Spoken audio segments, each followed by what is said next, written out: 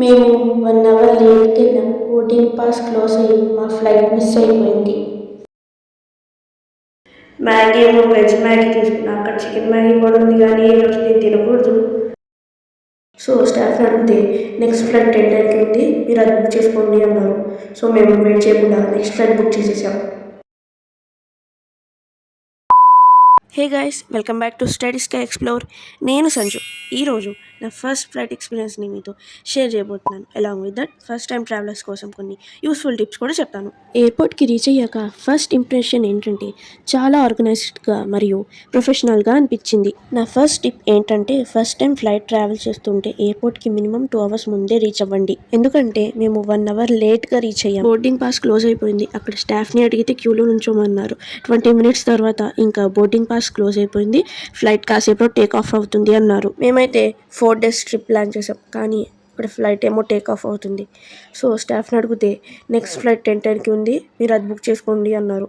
So మేము wait చేయకుండా next flight book చేసేసాం. తర్వాత సెక్యూరిటీ చెక్ కంప్లీట్ చేశాను. స్టార్టింగ్లో కొంచెం కన్ఫ్యూషన్ ఉన్నా స్టాఫ్ చాలా హెల్ప్ చేశారు. బోర్డింగ్ గేట్ దగ్గర వెయిట్ చేస్తూ ఫ్లైట్స్ని చూస్తుంటే ఎక్సైట్మెంట్ ఇంకా పెరిగింది.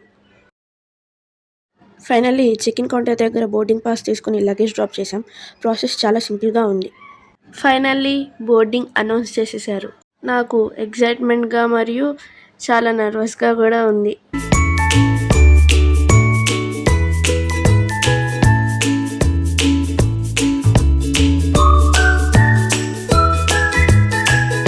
నా సెకండ్ టిప్ ఏంటంటే బోర్డింగ్ పాస్ మరియు ఐడి ప్రూఫ్ని ఈజీగా దొరికే ప్లేస్లో పెట్టుకోండి. ID proof by hand carry చేయండి. ఫోన్లో చూపిస్తే కొన్ని ఎయిర్పోర్ట్స్లో అలో చేయరు.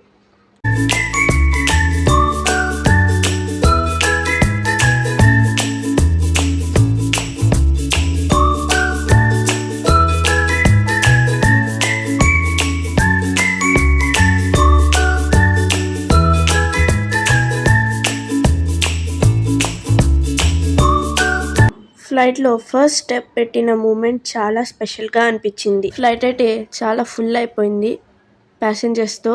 ఇంకా 15 minutes ముందే గేట్ వేసేసారు. ఫైనల్లీ ఫ్లైట్ అయితే టేక్ ఆఫ్ అయిపోయింది. ఫ్లైట్ అయితే చాలా టైం తీసుకుంది టేక్ ఆఫ్ అవ్వడానికి, కానీ స్మూత్గా అయితే టేక్ ఆఫ్ అయింది.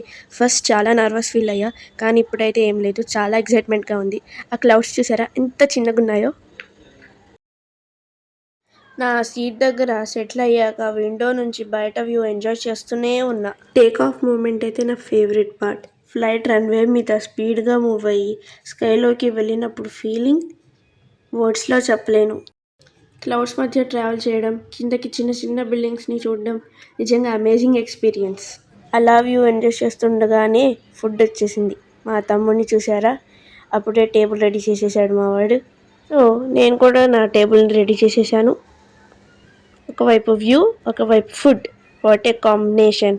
మేము ఫ్లైట్ టికెట్స్ బుక్ చేస్తున్నప్పుడే కాంప్లిమెంటరీ మీల్స్ కూడా బుక్ చేసేసాం. పర్ హెడ్ 500 పడింది. చూద్దాం టేస్ట్ ఎలా ఉండిద్దో. నేనైతే మ్యాగీ ఒక శాండ్విచ్ తీసుకున్నా. మ్యాగీ ఏమో వెజ్ మ్యాగీ తీసుకున్నా, అక్కడ చికెన్ మ్యాగీ కూడా ఉంది కానీ ఈరోజు నేను తినకూడదు. సో టేస్ట్ చేద్దాం ఎలా ఉందో.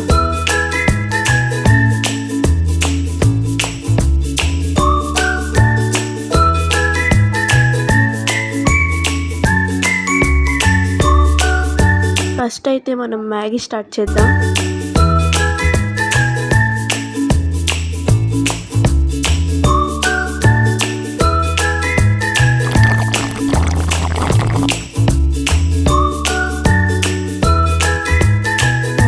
ఏంటంటే టేక్ ఆఫ్ అండ్ ల్యాండింగ్ టైంలో సీట్ బెల్ట్ కంపల్సరీగా పెట్టుకొని క్యాబిన్ క్రూ ఇన్స్ట్రక్షన్స్ని ఫాలో అవ్వండి. నా 4th టిప్ ఏంటంటే విండో సీట్ దొరికితే మిస్ అవ్వకండి. ఎస్పెషల్లీ ఫస్ట్ ఫ్లైట్ అయితే మెమరీస్ అన్ఫర్గెటబుల్గా ఉంటాయి.